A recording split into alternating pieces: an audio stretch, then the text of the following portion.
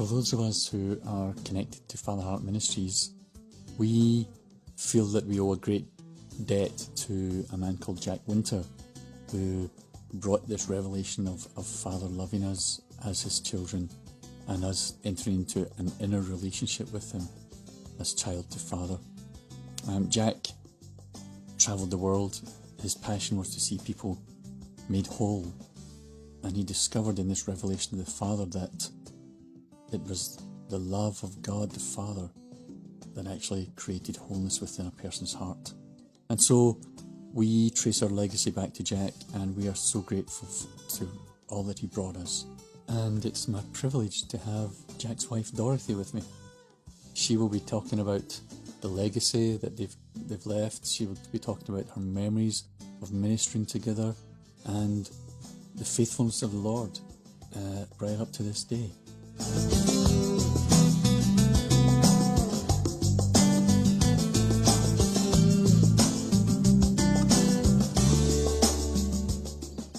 The chat we had was conducted over the telephone, so I do apologise right now for sometimes the poor quality of the recording, but I think what Dorothy has to say is worth hanging in there and listening to.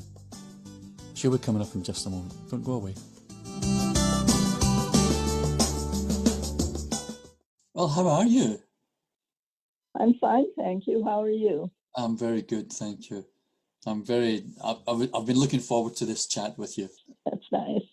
We've been friends on Facebook for a while, but it's just lovely to be able to speak to you. Yeah.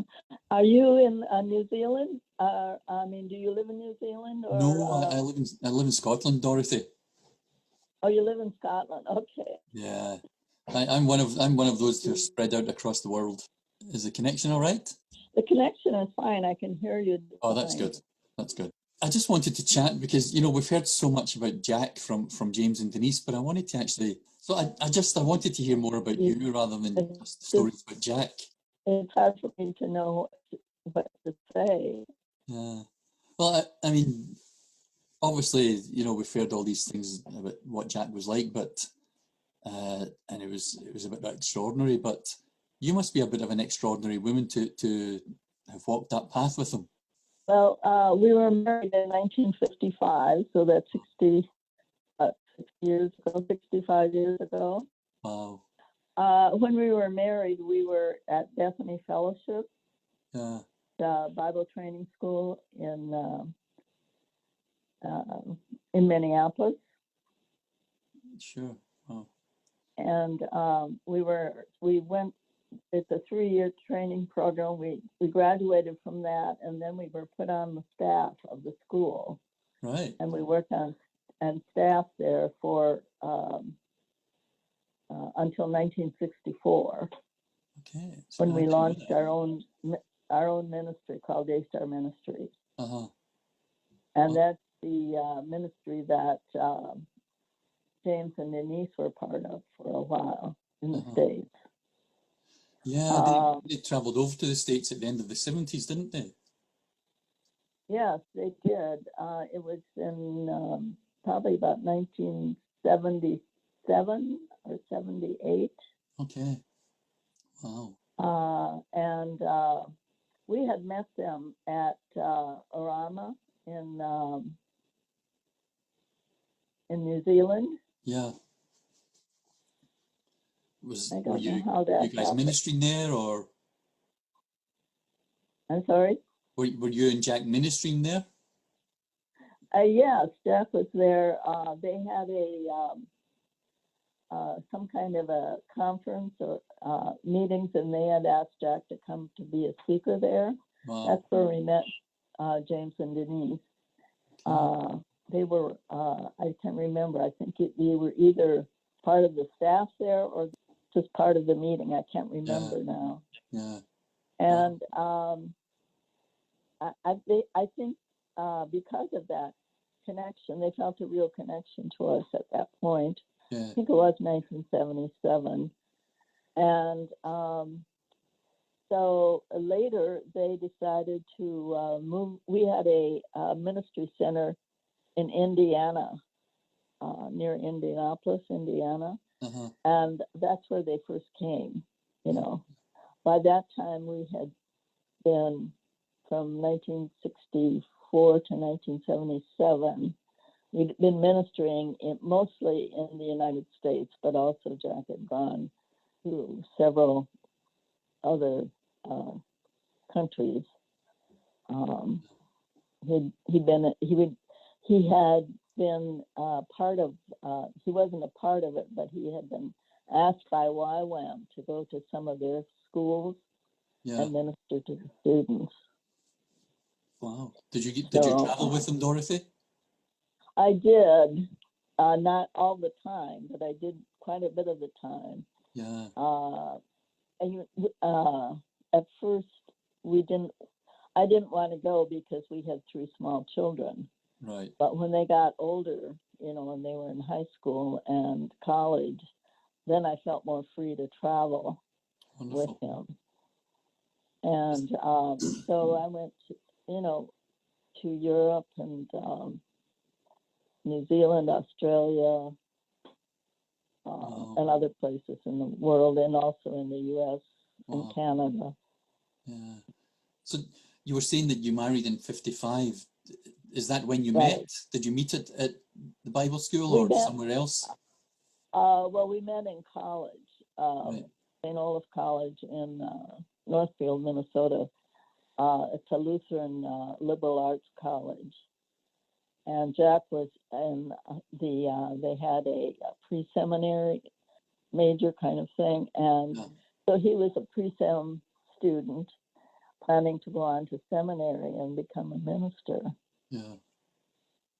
So then we moved, then we went to Bethany, also a Lutheran school that it's a missionary training school, thinking we would become missionaries. And but we ended up on staff there. Yeah, I mean, I guess when you think about all of the countries you visited, I guess you did become missionaries after all. Yeah, we did. Actually, I mean, wow, that's amazing. Yeah, but we started out. We were part of the charismatic movement. Do you know? Are you familiar with that? Yeah. And that's how we really got started in the ministry of the Daystar Ministries. Okay. And the ministry of the Holy Spirit, especially. And then in 1977, Jack ministered to lots of people. I mean, he was praying for people constantly. He was always in demand to come and speak at places. Wow. And there were some people that he felt he just wasn't getting through to. They needed something more. And that's when he began to speak about people did not have a real connection to God as God is a father. Right. They didn't have that relationship. And that's when he began to minister Father's love. Yeah. It's interesting. I was speaking with a friend recently who actually went to Zion Harbour in 1977. Oh, that was very early on. Who was that? Remember the name? Carl Eldon. Carl and Kathy.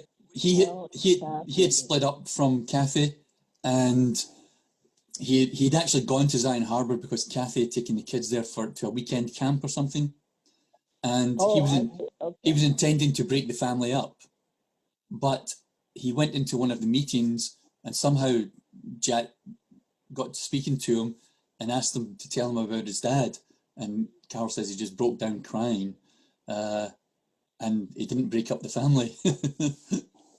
Oh yeah, okay, yeah, that happened, so many times. That's amazing. So what was Zion Harbour, Dorothy? Zion Harbour was it was like a Bible camp.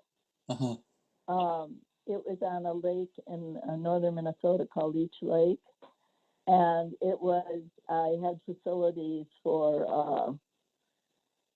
It had a main building with 22 bedrooms and kitchen, and dining room and facilities like that. And then it had a number of cabins, small little cabins that were like 2-bedroom cabins. And then it also had a dormitory and a couple of other houses. And it had space for people to come with their campers, that they could set up. Yeah. And so we often had 400 or 500 people, even up to 600-700 people sometimes in the summer. It was because it was in northern Minnesota. We were only open, during the summer, sure, like 10 or 12 weeks usually. Although we did have a staff that stayed there year round, and we had occasional weekend conferences or couples meetings or things like that. So was that a base for Daystar? It was, yeah. And then we also had a place in Minneapolis. We had a place in Chicago and in Fargo, North Dakota. Wow. So what happened that you guys decided to set up Daystar? We were looking.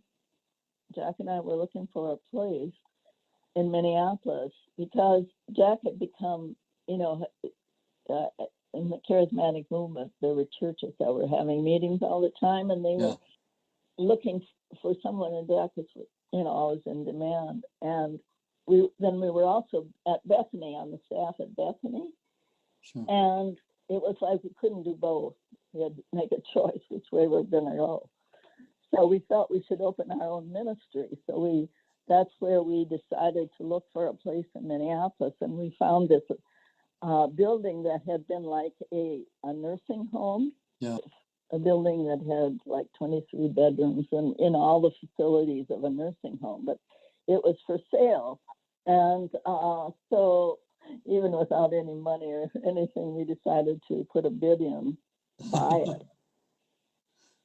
Wow. It was like $140,000. So that's quite a lot of money in the 60s. Right. It was a lot of money. Yeah. It was if back in the 60s, if you were making $10,000 a year, that was a really good salary, Yeah. Wow. We felt that God was leading us and that God would supply, and he did. And from that, then we would have meetings and we'd invite people coming. They would come. We didn't want to interfere with people going to church. Sure. We didn't want to take them away from their churches. So we'd have a meeting like on Tuesday night or something like that, regularly. And of course, it can only accommodate like maybe the top, like 125 people. Yeah. For a meeting. And so then we decided that we should expand and get something else, especially in the summer. So that's when we looked around and we found this place in northern Minnesota. And it was for sale. It was a resort. Okay. And wow. So we launched out again without money and put an offer in. And we managed to, do that as well. The money came in, and people came from all over, to that camp in the summer. We didn't charge anything. I mean, we opened it up on a free will offering basis because we felt there were so many people that needed ministry that just couldn't afford it, So we had to. But we asked them to pay what they could. Sure.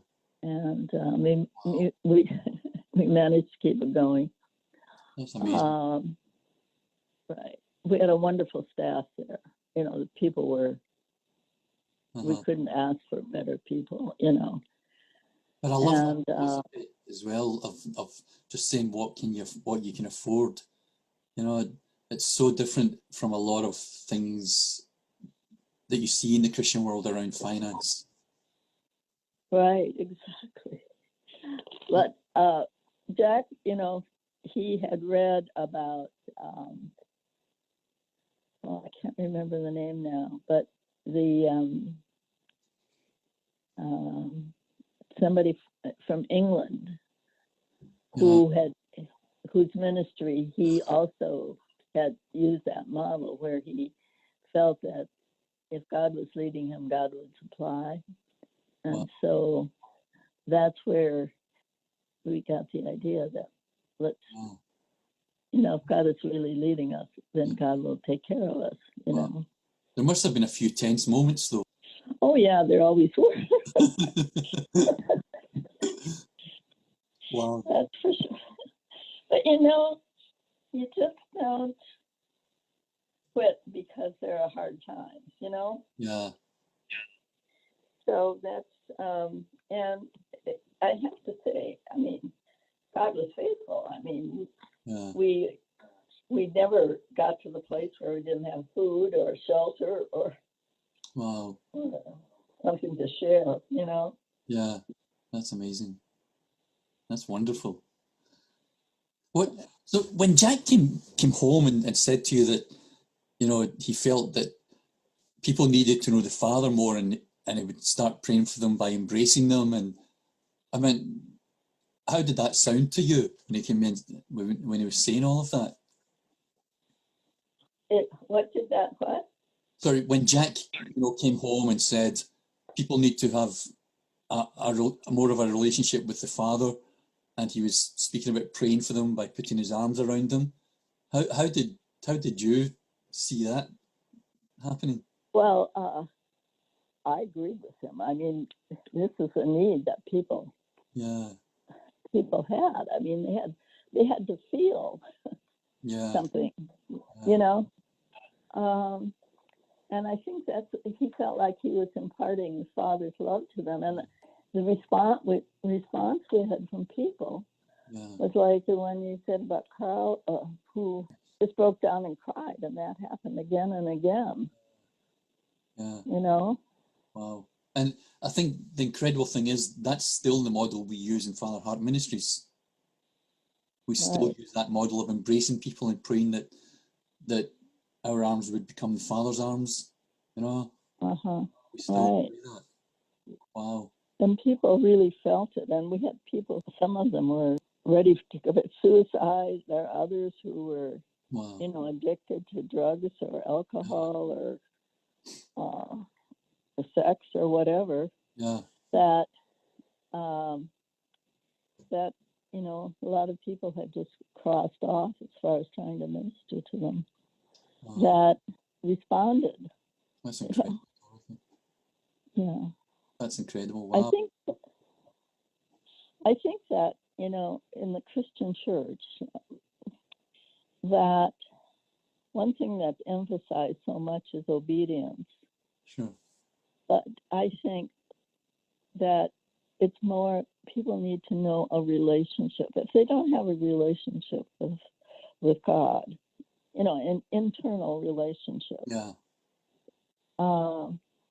Obedience is just really hard. Yeah. And people get so messed up with it because they think they have to do something spectacular or something very special or, or something crazy, to show that they are obedient. Yeah. Without the understanding that, it isn't that. When you're in a relationship with somebody, you don't think, I've got to obey this person. You know what I mean? Yes, that's true. Even though something that flows from your heart, isn't it? Yeah, you read the scriptures and you feel like you, instead of thinking this is a commandment I must obey, you think of it as something to guide your life. Because we've made living the Christian life dependent upon keeping all of these rules and things, haven't we? Right, we have.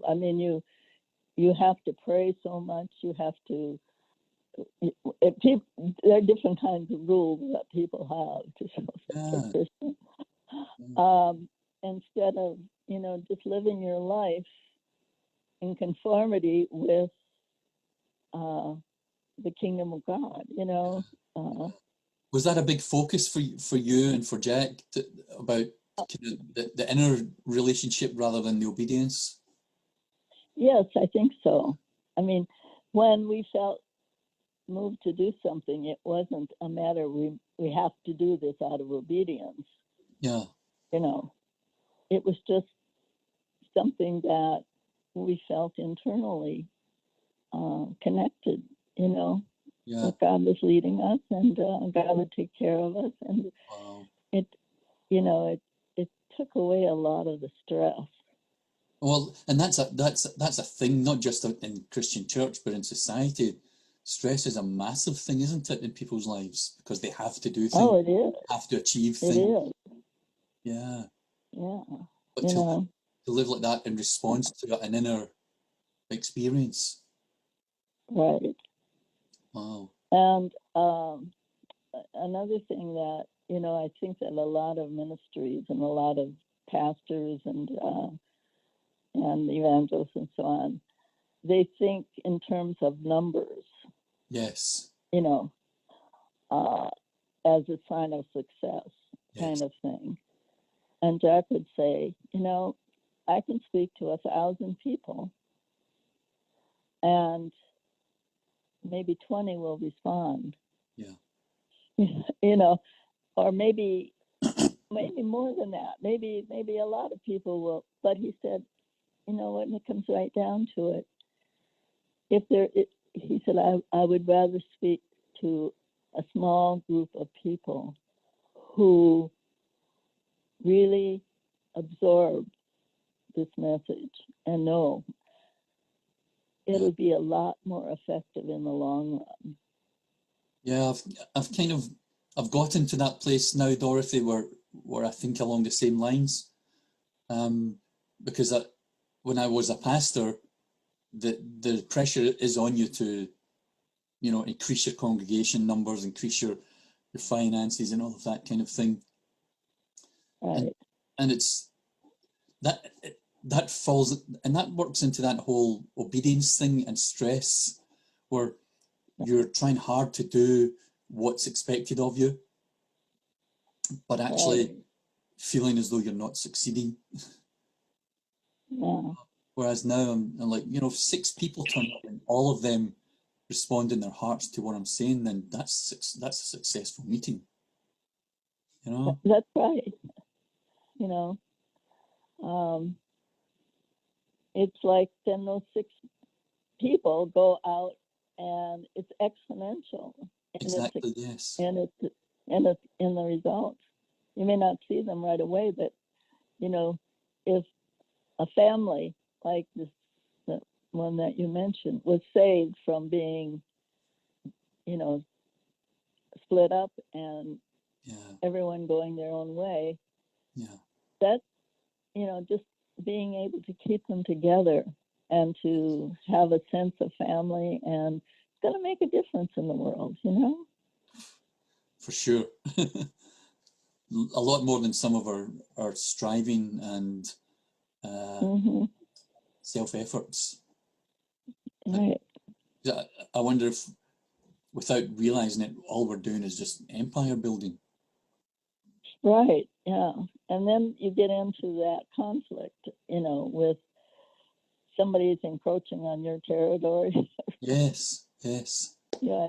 Or you split hairs over something of doctrine, So kind of, accepting people for who they are, yeah. you know, and ministering to that inner need that they have. If they get really touched in their heart, there's going to be a change, you know. Yeah. I think And that's one of the biggest things that's come down to us from you and Jack is that it's one of the focuses of the ministry now is like it's about a person's heart being touched and changed, not their behaviour, right, not anything else, but their heart. right, And trusting right. God to do the work in their heart because we can't. Mm-hmm. uh, And leave it up to the Holy Spirit to yeah, yeah, do the work, you yeah. know. I think that's one of the things that we've inherited from you and Jack, that emphasis, that philosophy. And it's one that I'm grateful for, certainly myself. personally, I feel that God is more than taking care of me and provided for me. Wow. I'm 86 years old now, and Really? Wow. even though we were giving and giving and giving and giving, Yeah. it's like everything is coming back to me. I mean, I don't want for anything. That's wonderful. I'm doing well. I'm Yeah. physically, mentally, and economically. I hope I sound as well as you do at 86. Yeah. Just speaking about giving, we've heard the story about the $1 million. What was your perspective on that and giving away $1 million? There was a couple that we knew. They were friends of ours. Their names were Halverson, and they were the ones that approached us about this property in Minneapolis. It was in Minneapolis and St. Paul. Uh-huh. That they had a chance to buy, and it was on the corner of where there was going to be a major intersection on the U.S. Freeway system. Yeah. Roads and so on, and so a corner on one of those intersections was worth a lot of money. And so this happened, I think, when we were still at Bethany, that we were found out about this. Okay. So they asked if we would join with them and partner with them to get a hold of this property. Yeah. Well, we didn't have any money. I mean, at Bethany, we live by faith, and we really didn't have any money. But so I decided to ask my parents. I mean, they owned a farm in Wisconsin, and they were about to sell to retire, and if they would like to invest. Right. So I think they put in like $20,000 or something, and the other couple put in $20,000. And so, I mean, we're talking way back, and this is actually that's a lot earlier than Daystar even. And so $40,000, I think, is what it cost. The numbers, I just don't remember for sure. That's exactly what that was. So that's where we wanted to hang on to this property because we felt it was going to increase in value. Yeah. So then the other couple, they had waited so long, and they were elderly, and they felt they just wanted to be out of it. So we bought them out. I think we paid them. I don't remember what, but whatever the share was, yeah. we managed to be able to pay them off, and so that's when we owned the property. My parents did not. They lived there. They actually lived there. All right.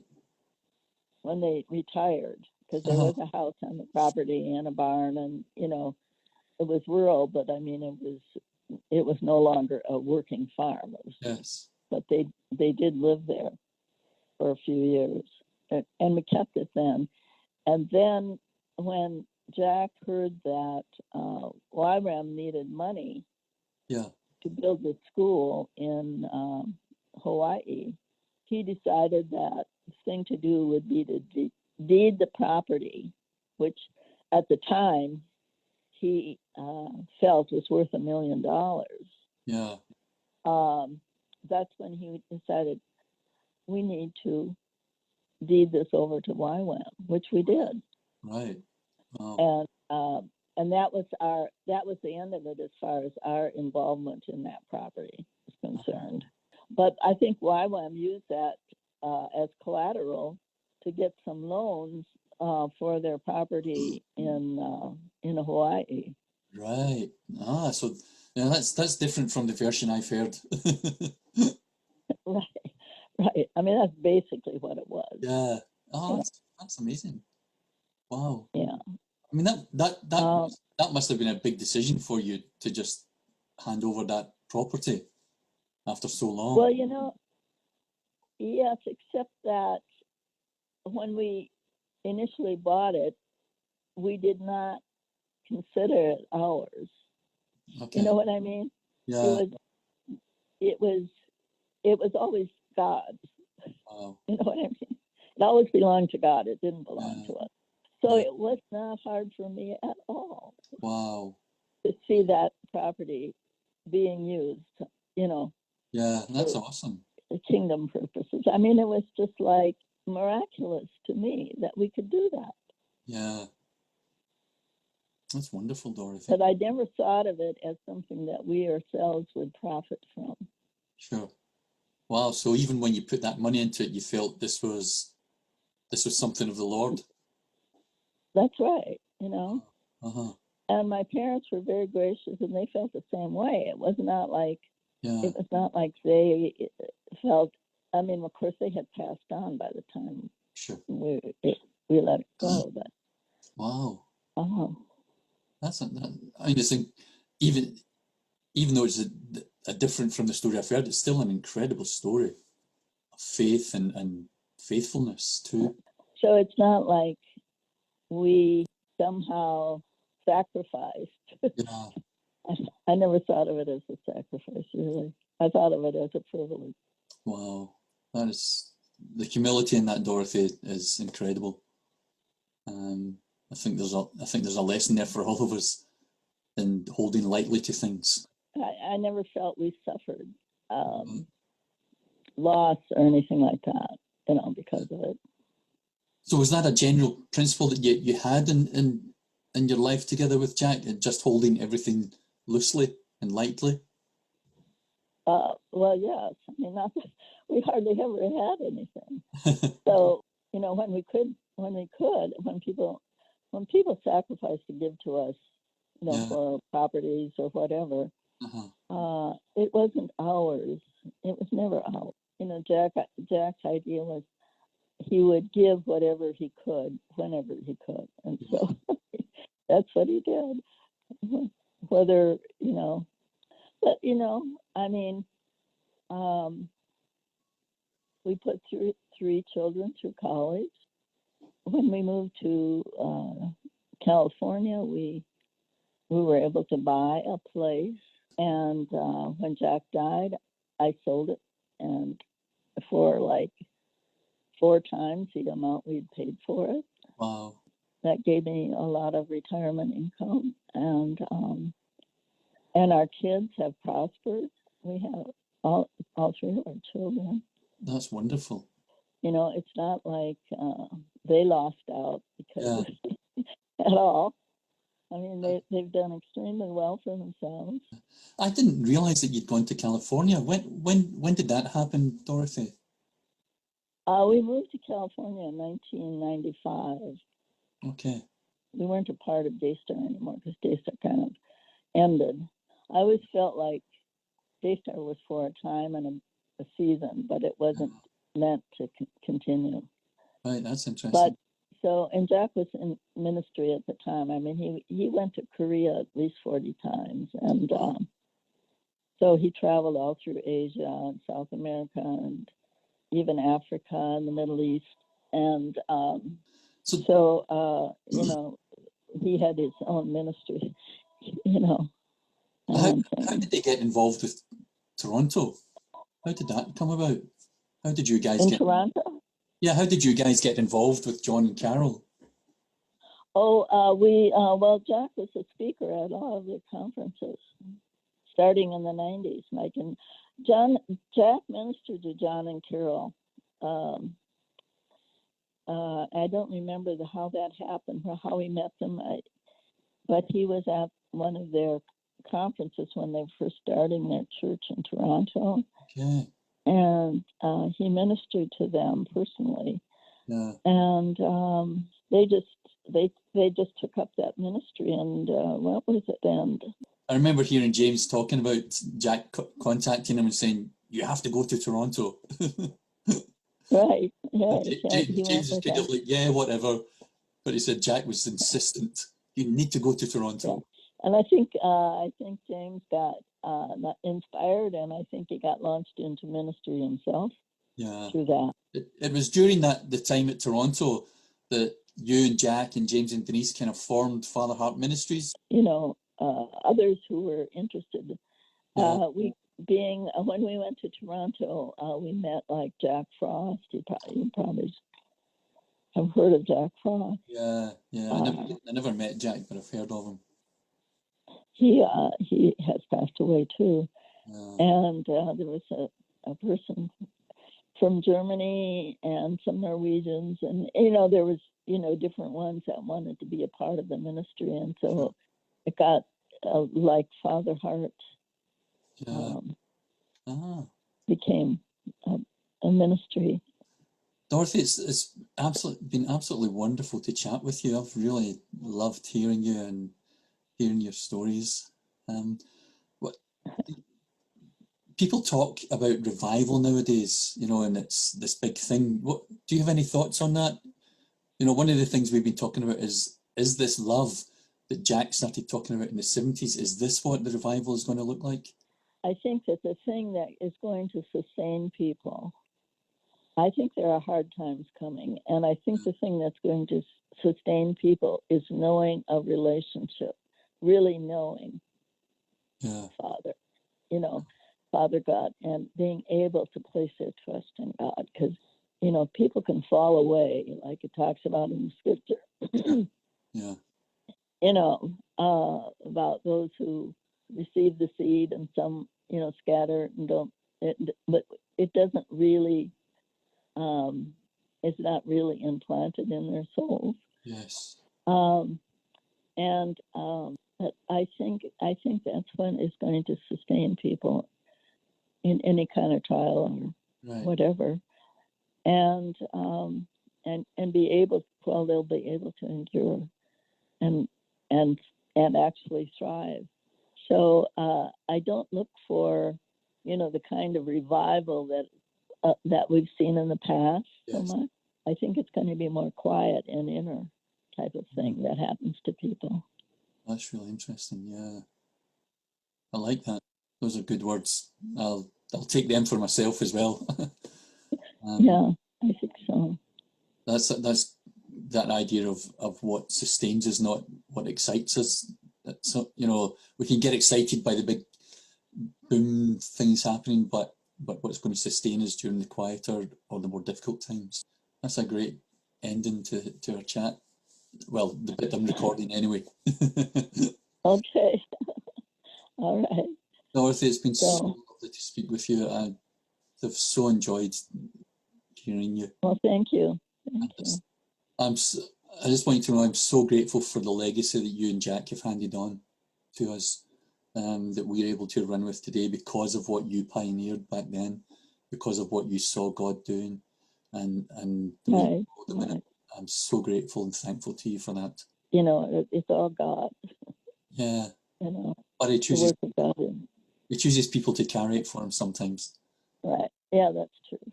And I'm so grateful that you and Jack did that and pass it. Well, thank you for that. I think that's the thing for me, Dorothy, is the fact that you passed it on through various people that were part of the ministry. I mean, the people I know are James and Denise and obviously Peter and Heather, but there are others that you pass it on through. And not a lot of people do that in ministry, to pass it on and encourage them to stand on their shoulders. That is a wonderful legacy you've given us. That's good. I'm glad to hear that. So the people I've known in the past, like James and Denise and others, are still dear to me. Yeah. Even though I don't have much contact anymore, I treasure those times. Again, thank you so much, Dorothy. You're more than welcome. Thank you for taking the time out of your day to chat with me. I hope we can meet sometime. That would be beautiful. That would be lovely. I'd love to spend some time out over a coffee or something with you. Yeah. My son lives in England. Oh, right. In London. And it's only a couple of hours away. And he has a family there. His his children, his oldest daughter is here in the States now going to college. But Right. he has 3 children and a nice wife. So he's very, he's prospered very much. He's a CEO of a major bank. Wonderful. And so he's doing very well. Yeah.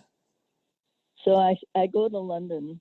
Well, I have been going to London every year. Yeah. Unfortunately, because of the pandemic, I'm not You're not scheduled to go Oh, that's a shame. this year, but maybe, God willing, I'll be able to go there again. Well, if you're there next year, I'll pop down for a coffee. Okay, do that. Okay. I'll let you go on with your. It must be close to your lunchtime now. Yes, but that's fine, no problem. So anyway, well, greet those who have known Jack and wish them all the best. I will. All right, thank you. Bless you, Dorothy. Thank you so much. Bless you too.